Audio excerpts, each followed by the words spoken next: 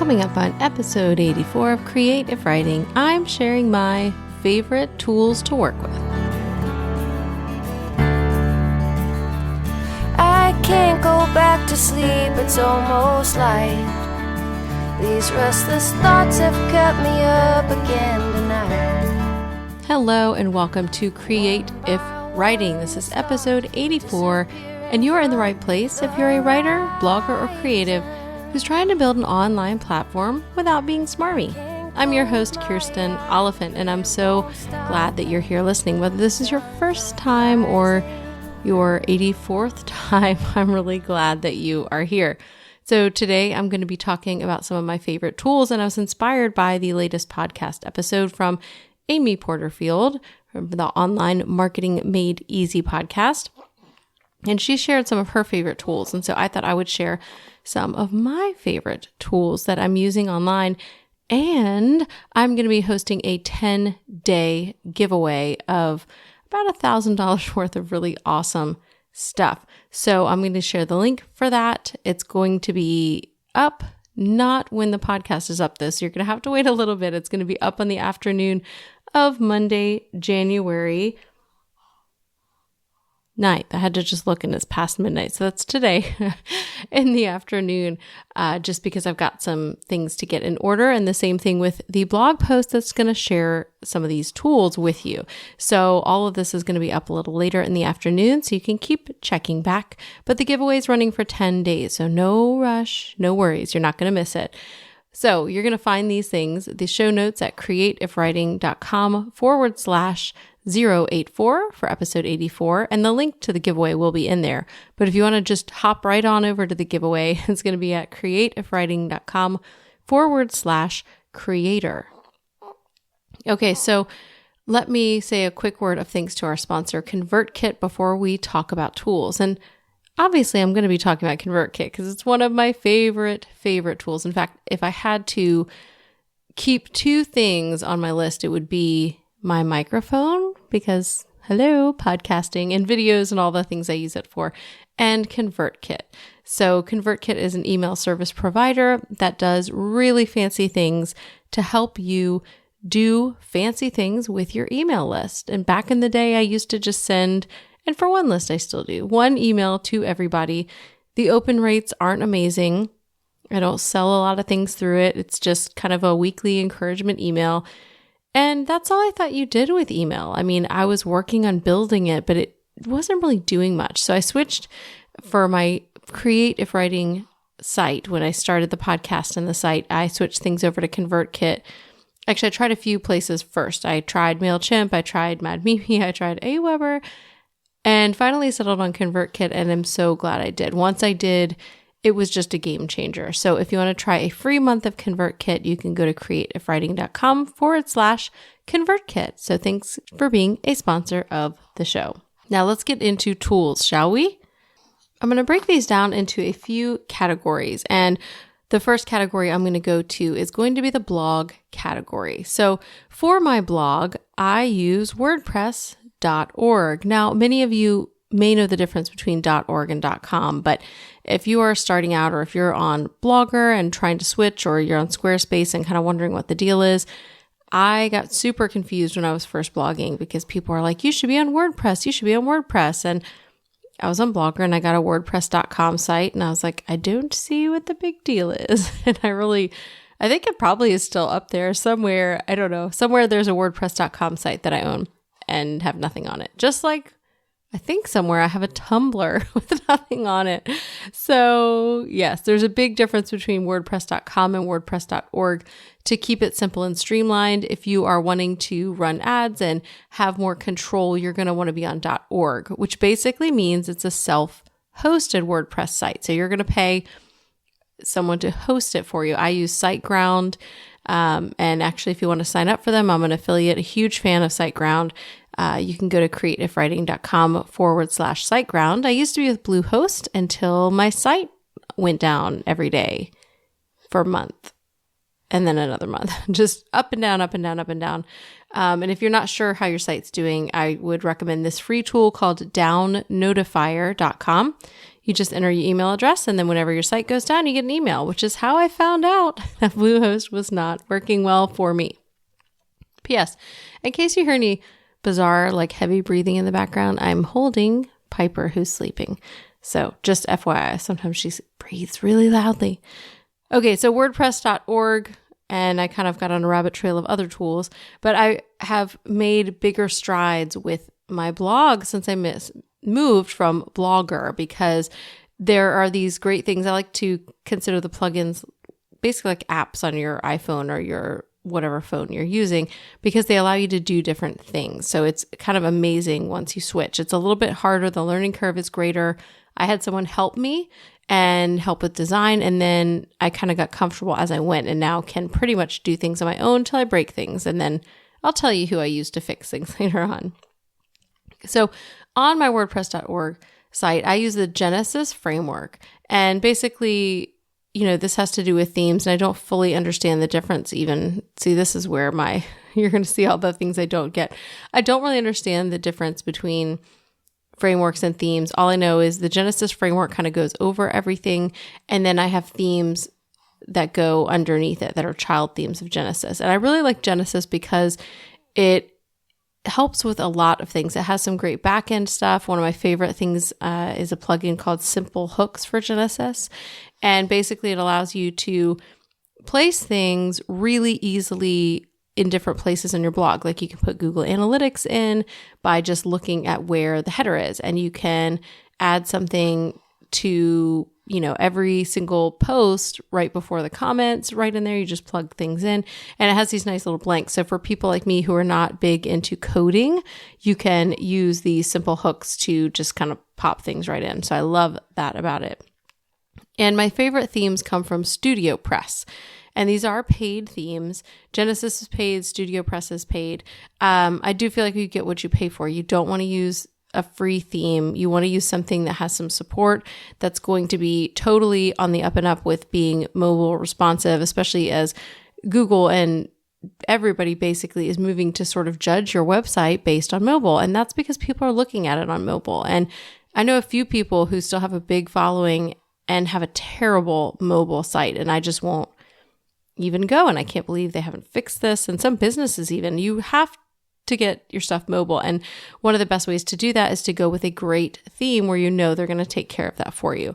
So WordPress.org, Genesis, StudioPress, and then a few of the plugins that I really like.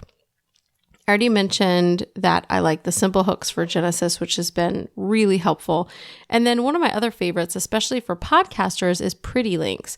And so basically, when I give you guys those, easy links to remember, like that, if you remember the show notes for this episode, createifwriting.com/084, that's a Pretty Link. And I used to make every post, the show notes just have that number in there, but for SEO, that's really a killer. So if I want to be ranking at all for search, I really want to have keywords and things in my URL structure. And so Pretty Links, what that does is I can make the show notes have keywords in it that will help with SEO. And then the Pretty Link, I can just create this, short code for it that I can say to you guys, and it creates a redirect on my site, which is pretty fantastic. And also, things like I've set up my affiliate links like through ConvertKit and SiteGround. So I can just say createifwriting.com/SiteGround. And actually that will redirect through my affiliate link. So when I say I'm an affiliate for something, I can just make it super easy, especially for listeners. But also it's helpful for me to remember as well. So if somebody asks, I can just bloop, say it right then. So I really like Pretty Links. That's one of my new favorites. So those are some of my favorite kind of site tools. And I was going to put people separately, but if you ever need anything for your WordPress blog, I really, really, really highly recommend Mary Dennis of WPTechCafe.com. And it's just WPTechCafe, WPTechCafe.com. I had to think about how things were spelled for a minute. So WPTechCafe.com. And Mary is a genius and a really great person that I actually trust. And that's the hard thing sometimes online is you don't know who to trust. And if you go to a Facebook group and ask, hey, who can help me with this? You get like 40 people. And then you're like, well, I don't know any of these people. How do I know which one's good, which is bad? They all have different prices. Why are they priced differently? So I have used Mary on a number of occasions and know her personally. She's in my Facebook group for creative writing. So if you have WordPress issues, whenever people are like, help, I'm always like, I tag Mary. I'm like, can you help them? Because I don't know, but she can. So those are some of my kind of blog tools that I use. Now let's talk about other online tools. I have been really bad about scheduling this year, or last couple months, I guess, but I do use the free version of Hootsuite. I don't schedule Facebook posts there. It's all just Twitter. And I have a lot of streams set up, and it really is pretty helpful in terms of using Twitter. So when I'm on my Twitter kick right now, I've hardly been using social media, to be honest with you guys, because I've been doing a lot of creating of things and also having babies and puppies. So I have not been doing much. But when I do schedule for Twitter, it's through Hootsuite's free account, and I really like them. I also use Tailwind to pin for Pinterest. So I do some native pinning, which just means I open up the Pinterest app, often on my phone. Here's a little tip for you. I actually have an alarm on my phone that goes off about noon every day, and it reminds me that I should pin something. And so when it goes off, it's actually a reminder, not an alarm. I will go in on my phone and just pin some stuff because Pinterest likes it when you're native. But Tailwind has a very easy to use and pretty clean, nice interface where you can like pin something and then choose like 10 boards for it to go to, and then kind of randomize it so it's not all going to happen at one time. So if people go look at your pins, they're not going to see that you pin the same pin of yours 10 times in a row. It'll be spread out over time. And you can kind of drag and drop, or you can auto shuffle. It's really fantastic. So I use Tailwind for that.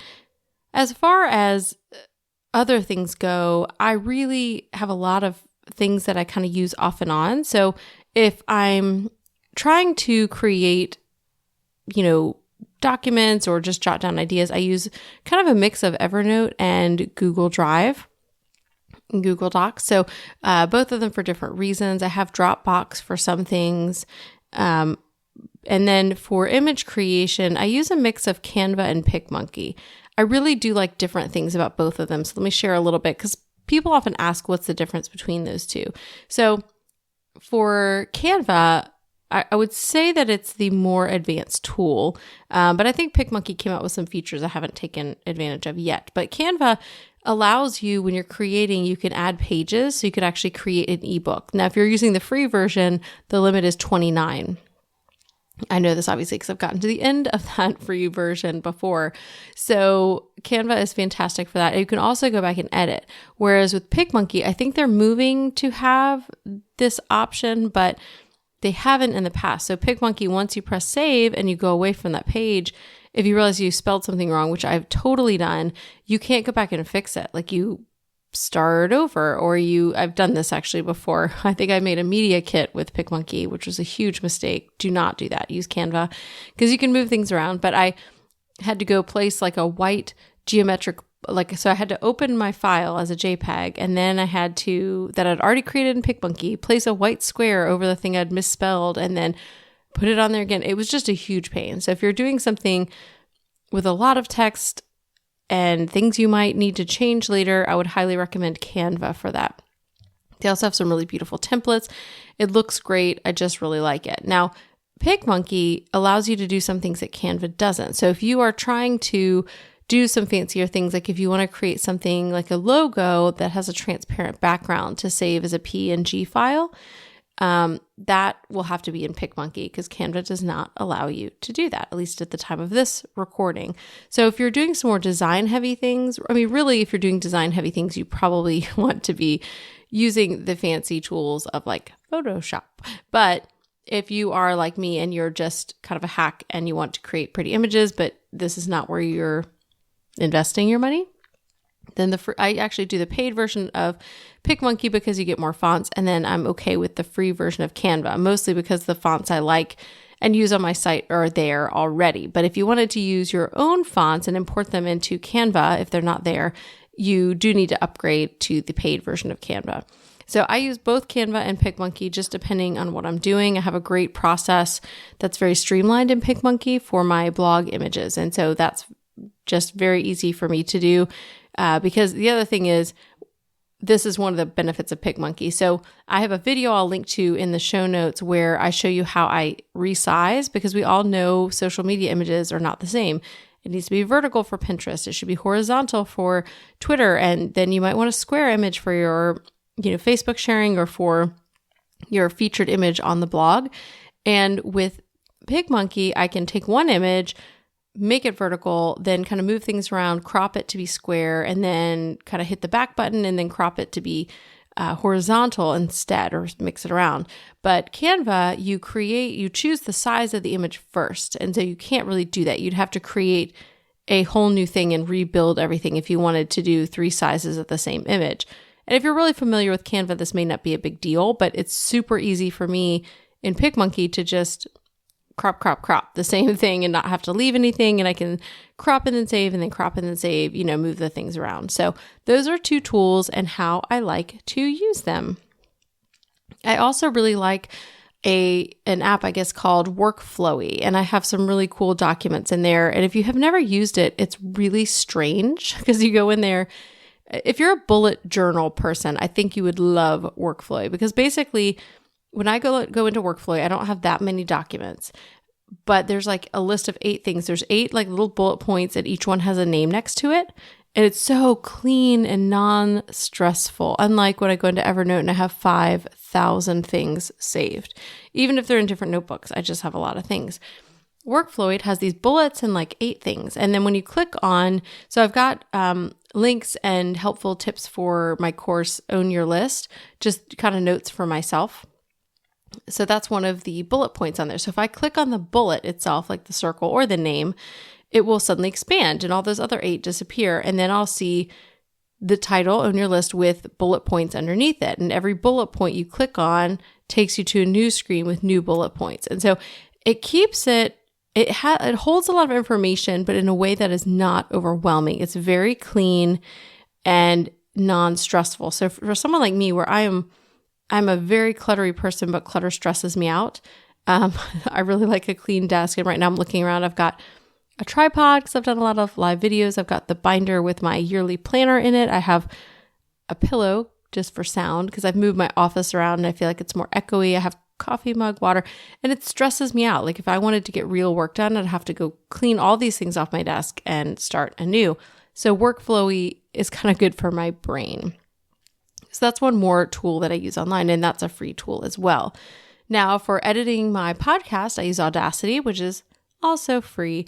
And I think there are better tools, but I really like it. I've got my workflow down in Audacity, and I think it's working pretty great for me. So when it's working, I'm not going to change it. And then I also, for editing movies, I use iMovie. And I have Camtasia, which I think I'm going to move to the more I do I'm doing a lot of like screen sharing kind of videos where I'm showing people tech tutorials and tips. But again, anytime you move to something new, there's a learning curve and you kind of have to dive in, and I just haven't had the time. But I have Camtasia, so I'll probably move to that. For now, my screen recordings are just on QuickTime, and then I take them into iMovie to up the sound because the sound is sometimes really low, and there's nothing more annoying than watching a video and turning it way up and then scrolling back to like Facebook, and all of a sudden you press play on a video and it's shouting at you. So I really want that volume to be good. So sometimes I will create a QuickTime movie, separate out the vocals, go into Audacity and edit them, and then go into iMovie and put everything back together. That's way too much work. I should just, anyway, but sometimes that's just what I do because I don't like the sound to be low.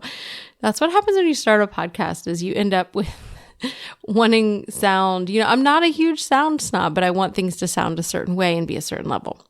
Anyway, so I use Audacity for that, and I use QuickTime to record screen things, but I'm going to move to Camtasia, and I use iMovie to edit and pull things together. Now, as far as tools for collecting emails, I use Pop-Up Ally Pro, and this is a great tool to use. I'm an affiliate for them. And the reason that this would be a great tool to move toward if you're using pop-ups and other sign-up forms on your site, is that Google is now starting to penalize sites that have obtrusive interstitial, I think that's the right way to say that, pop-ups. And they've been a little bit vague about this. And I've heard a lot of fear-mongering, although I think it's kind of justified, and people kind of debating and saying what this is and isn't. And no one really knows because Google just does what it wants. But in short, if you have a pop-up on mobile that takes over the whole screen, or if you have a welcome gate, which is one of those things where it comes down and covers your screen and you can click and it'll kind of roll back up like a window shade, those kinds of things are going to get you penalized. And the thought is, people are saying, but I'm not sure that this is confirmed, this is just what people are saying, that exit intent pop-ups are fine, but I'm not sure 100% that they are. Companies like MiloTree, which is a new pop-up I've been using, have worked really, really hard to create a pop-up that they say Google approves of. Now, I don't know how they know that because I don't know anyone that actually gets Google on the phone, right? But it's, I've actually seen how it works. It comes up over the bottom of your screen if you're on your phone, and it's just a very small little pop-up there at the bottom, and it doesn't cover text. It's not annoying. It's right there at the bottom. It's actually really great. So they have really, really said, made a big deal over the fact that it is mobile friendly, and or not mobile friendly, but Google friendly, so that you can use it on mobile and Google's not going to penalize you. So the reason I say this, all about Pop-Up Ally Pro, to get back to that, the reason I really like this tool, first of all, there are 12 places or 12 different kinds of signups that you can have on your site with Pop-Up Ally Pro, which is fantastic. You can customize all of them to be your brand colors and the fonts that you use, which is fantastic because sometimes the forms will have one or not the other. And so you have like a non-branded form, or you're trying to use the MailChimp pop-up, which just stinks. So it lets you really design easily. Okay. It's not hard to do. And they have little tutorial videos in case you're, struggling with that. They have tutorial videos, which are helpful. But you can create very branded pop-ups. And here's the kicker, and getting back to the whole Google thing, is that you can choose for some to be just on your desktop or just on your mobile. So if you wanted to try to design your own that would be Google friendly and not get you in trouble, you could do that and then have that only pop up on mobile and not your desktop, or vice versa. So that's really, really handy. And you can choose all kinds of details like, do you want an exit intent after a certain amount of time? Where on the screen do you want it? Is it a circle? Is it a rectangle?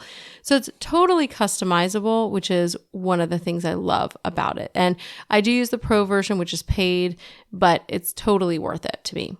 The other tool I use is Lead Pages. And I would love to get away from Lead Pages because I think it's expensive, but it's one of those things where like once you start, you can't go back once you've had the Kool-Aid.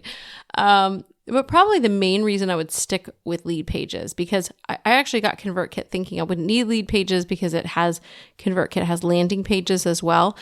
But Lead Pages has a kind of landing pages where you could have a page where you show a webinar, and they've set it up so it converts really well if you're trying to sell something on there.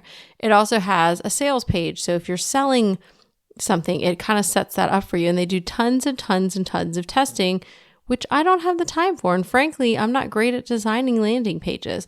So Lead Pages, you can go in, you can search over the highest converting pages and choose those, and then plug in the things you want to use. So many, many, many people use Lead Pages. And it was kind of one of those things where I was like, when I arrive in my business, I'll use Lead Pages. And I don't know that I arrived, but I use Lead Pages now and I can't go back. And I did try Thrive Pages and Thrive Themes, which I think is an alternative that a lot of people use. But the thing is, again, like I mentioned with Camtasia, every time you move to something new, there's a big learning curve. And I would have had to move, pages and pages and pages and all these content upgrades where I'm using Lead Pages. And it just was no. So unless I have a really good reason to move, I'm just going to pay the money and I'm going to stay there. And it's very helpful. So for the landing pages alone, the pop-up boxes are fantastic. So when you have a content upgrade, you can create a button within a post and people can click it and the little box pops up. You guys have seen Lead Pages. I'm sure you have. And so it really is a great, pretty, easy and sophisticated tool, especially if you don't want to do any coding and you want landing pages, you want different kinds of pages, opt-in pages, splash pages, just anything that you want, they've got it there. And also the thank you pages where you can have social shares. It's just a great place for that. So I already mentioned at the very beginning when I talked about our sponsor that ConvertKit is probably my favorite tool, and I would stick by that. I don't know why I would have changed my mind in 20 minutes, but I haven't. And so I've been using ConvertKit for over a year now, and it really has been a game changer for me. My favorite thing about ConvertKit is the automations and the link triggers. I mean, that really has been the thing I've used the most. And I'll explain a little bit about what that is. It's just one of the many tools. But basically, you can create surveys within your emails or even signups for webinars where if somebody clicks a link inside that email, automatically on the back end of ConvertKit, you can add tags to them. So I don't know if this has happened to you, but if you ever get an email and someone's saying, hey, sign up for my webinar, you're already on their email list, right? You're getting the email. So you click and you're redirected to another page where you have to enter your email. That's annoying. Now, if they're doing a joint venture with somebody else, there are reasons that happens because it's, really going to the other person's list. But otherwise, it's just annoying. I'm like, I'm already on your list. I should not have to give you my email again. It just kind of bugs me. And it's one more block between that person actually signing up or not. So with ConvertKit, people can just click and then they're automatically registered. In fact, it's so easy that I've had people actually email me and be like, I don't think it worked. And I'm like, no, it did. That's how easy it is. So that's really helpful. You can also create little mini surveys inside of an email and say, hey, tell me what you're more interested in. And I've actually been doing that with my email list, segmenting out, okay, if you only want to hear about writing stuff, if you only want to hear about blogging and social media stuff, or do you want to hear about all the things? And whenever people click one of those links, then they will get only that stuff from me. And I actually hadn't started sending the targeted emails, but that's going to start this spring, which is now. Okay, so those are some of my favorite apps and online tools. I'm going to really briefly go through my physical tools that I use and then kind of wrap up so you guys can go check out this post and see the things I'm actually using. So for physical tools, as like actual things you can hold in your hand, that sounds kind of weird. My mic is my favorite. I use the ATR 2100, which is one that a lot of people recommend if you're just starting out podcasting, and I don't see a need to switch anytime soon. I've had the mic for almost 2 years. It's working really well. I thought it was breaking, but it was actually, I had a cord issue and my USB port is having issues. And so I ordered a new cord, and so far that seems to be working, although I think it's my computer because it's been acting weird about other stuff too. But that's a side note. So I love the ATR 2100. The difference between this and ones people recommend a lot, the Yeti. The ATR is a dynamic microphone, which means it's not going to pick up as many background noises. So sometimes I'll say in episodes, hey, you might hear this. And I don't know whether you are going to hear once I edit my baby breathing or not. But dynamic mics don't pick up as much background noise, which is fantastic. Whereas the Yeti, in the different forums, it's a condenser mic, which means that it does pick up more background noise. And there's, different settings that you can put on there for what you're doing that can, I think, help that with your editing. But the dynamic mics, in listening to different sound guys at Podcast Movement and talking with different big podcasters, they would say that this is a great mic to start out with.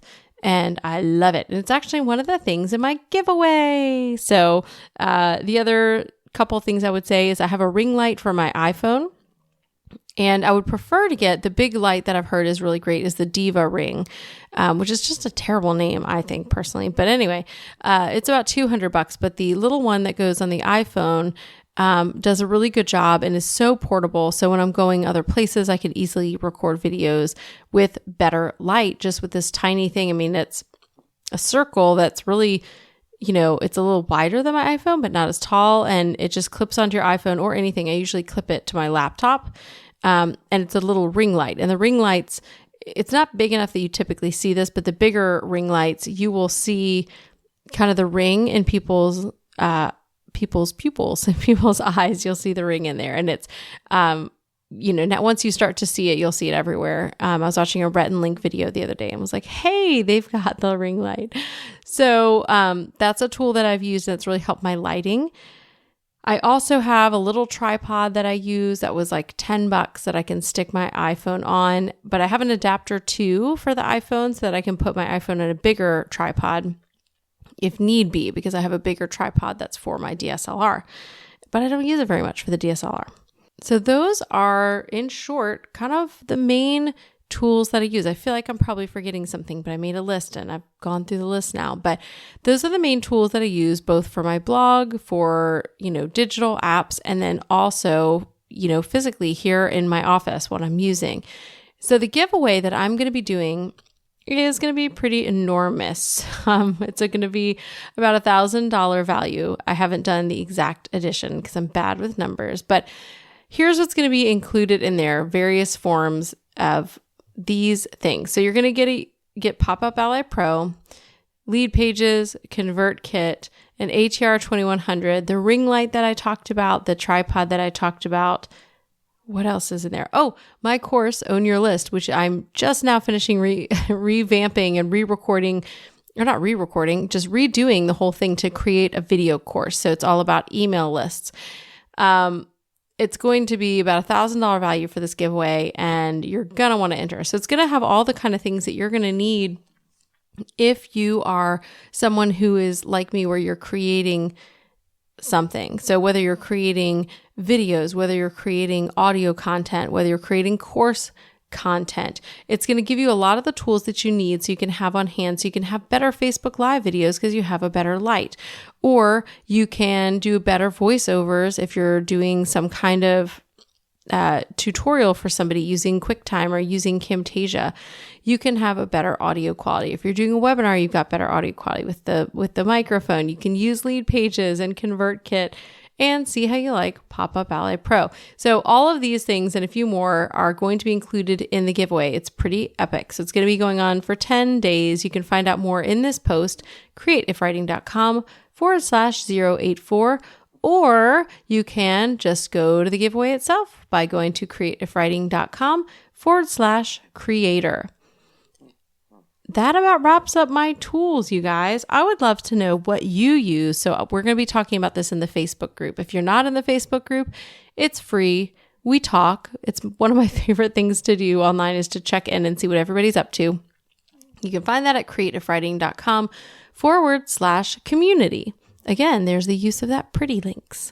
So a big thank you to ConvertKit, my sponsor, and you can get a free month of ConvertKit at createifwriting.com/ConvertKit. Thank you to Jasmine Commerce of JasmineCommerceMusic.com for the music for this show. I hope you guys go enter the giveaway. I hope you're feeling lucky, punk. And I also hope that you have an inspired week.